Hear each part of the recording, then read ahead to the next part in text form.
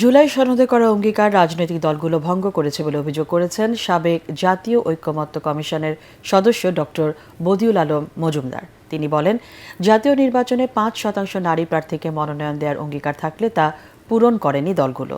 জুলাই সনদ বাস্তবায়নে গণভোটের ব্যাপারে হ্যাঁ নার পক্ষে দলগুলোকে অবস্থান পরিষ্কার করার আহ্বানও জানান তিনি।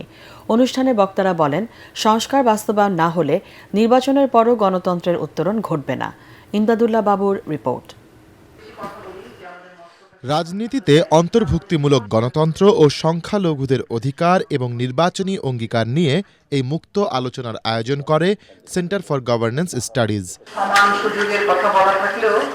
এতে সাবেক জাতীয় ঐকমত্য কমিশনের সদস্য ও সুশাসনের জন্য নাগরিক সুজন সম্পাদক ডক্টর বদিউল আলম মজুমদার বলেন, সভ্য ও নতুন বাংলাদেশ গড়ে তুলতে হলে পিছিয়ে পড়া এবং দুর্বলদের সুযোগ দিতে হবে। নারীর ক্ষমতায়নের অঙ্গীকার ঐক্যবদ্ধ হয়েছে, অন্তত ৫% আসনে রাজনৈতিক দলগুলো মনোনয়ন দেবে। আমার মনে হয় না কেউ সেই অঙ্গীকার রক্ষা করেছে। গোড়াতেই বোধহয় আমরা অঙ্গীকার ভঙ্গের আমরা দৃষ্টান্ত দেখতে পাচ্ছি। এখন একটা গণভোট হবে, রাজনৈতিক দলগুলোর সুস্পষ্ট অবস্থান নিতে হবে, তারা হায়ের পক্ষে না নায়ের পক্ষে। যদিও তারা লিখিতভাবে অঙ্গীকার করেছে, তারা এগুলো বাস্তবায়ন করবে। এ সময় রাষ্ট্রবিজ্ঞানী ও সিপিডির সম্মানিত ফেলো ডক্টর রনক জাহান বলেন, নির্বাচনকে কেন্দ্র করে যেসব সহিংসতা দেখা যাচ্ছে তা বন্ধে দলগুলোকে এগিয়ে আসতে হবে। সহিংসতা এই যে আরো বেশি যেগুলো বাড়বে, এটা তো পার্টি ইনডিউসড ভায়োলেন্স। এখনো যেটা হচ্ছে দুই দলের মধ্যে যে হচ্ছে তা না, অন্তর্দলীয় এই কোন দল এবং এত বেশি ইন্ডিপেন্ডেন্ট ক্যান্ডিডেট চলে এসছে। অতএব ভায়োলেন্সটা বন্ধ করার জন্য এবং এই মানুষকে নিরাপত্তা দেওয়ার মেইন রেসপন্সিবিলিটি আসলে পার্টিগুলা যারা ইলেকশন করবে তাদের নিতে হবে। আলোচকরা আরও বলেন, গণতন্ত্রের জন্য স্বচ্ছ ও গ্রহণযোগ্য নির্বাচন দরকার, তবে সংস্কার বাস্তবায়নও জরুরি।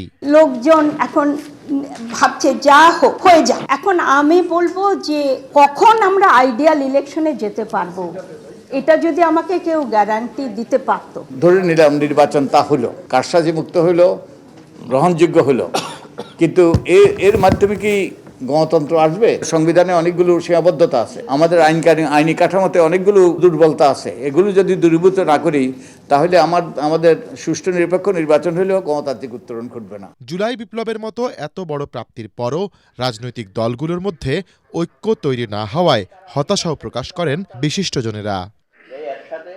ইমদাদুল্লাহ বাবু, ATN বাংলা, ঢাকা।